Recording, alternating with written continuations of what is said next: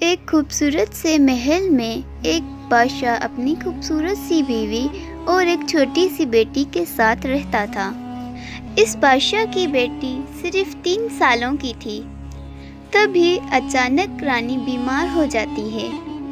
کافی ڈاکٹروں کو دکھانے کے بعد رانی ٹھیک نہ ہو پائی اور اپنی شہزادی کو چھوڑ کر ہمیشہ کے لیے چلی گئی۔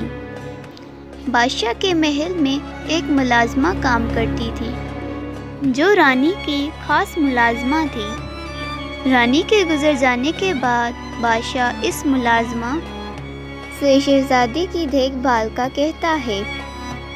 اس ملازمہ کی بھی ایک بیٹی تھی جو 3 سالوں کی تھی۔ اس کا نام شزہ تھا۔ وہ ملازمہ دونوں بچیوں کا خاص خیال رکھتی تھی۔ بادشاہ جو بھی چیز اپنی شہزادی کو دلاتا وہی شزہ کو بھی دلایا کرتا تھا۔ کچھ سال گزر جانے کے بعد دونوں شہزادی اور شزہ 19 برس کی ہو گئیں اور ملازمہ بھی اپنی طاقت کھو چکی تھی۔ بادشاہ کی سلطنت کے باقی ملازم اس ملازمہ سے جلنے لگے اور شہزادی کے دل میں ان کے لیے نفرت ڈالنی چاہی۔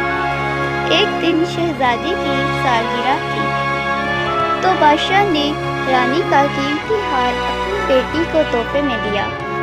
شہزادی کے کمرے کی صفائی صرف وہ ملازمہ کرتی تھی۔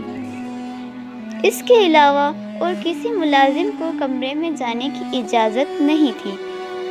ایک سپاہی کو اس ملازمہ سے بہت جلن تھی۔ وہ کسی بھی طرح سے اس ملازمہ کو کام سے نکالنا چاہتا تھا۔ ایک دن رانی نے وہ ہار اپنے کمرے میں رکھا تھا۔ اس وقت ملازمہ صفائی کر کے کمرے سے جا چکی تھی۔ وہ سپاہی چوری چھپے کمرے میں داخل ہوا اور وہ ہار اٹھا کر ملازمہ کے کمرے میں رکھ دیا۔ جب شہزادی نے اپنا ہار ڈھونڈا تو ہار غائب تھا۔ اس شہزادی نے سارے محل کی تلاشی لینے کا بولا۔ سارا محل ڈھونڈنے کے بعد آخر اس ملازمہ کے کمرے سے وہ ہار نکلا۔ تو شہزادی نے اس ملازمہ کو بہت باتیں سنائیں اور اسے کام سے نکل جانے کا کہا۔ بادشاہ شہزادی کو سمجھاتا ہے کہ چھوڑ دو، ایک ہار ہی تو ہے۔ شہزادی نہیں مانتی، لیکن بادشاہ کو اس ملازمہ پہ پورا یقین تھا۔ اس بادشاہ نے CCTV فوٹیج چیک کی تو چور ملازمہ نہیں بلکہ وہ سپاہی تھا۔ پھر شہزادی بہت شرمندہ ہوتی ہے اور اسے معافی مانگتی ہے۔ تو پیارے بچوں، اس کہانی سے ہمیں یہ سبق ملتا ہے کہ بغیر دیکھے ہمیں کسی پہ الزام نہیں لگانا چاہیے۔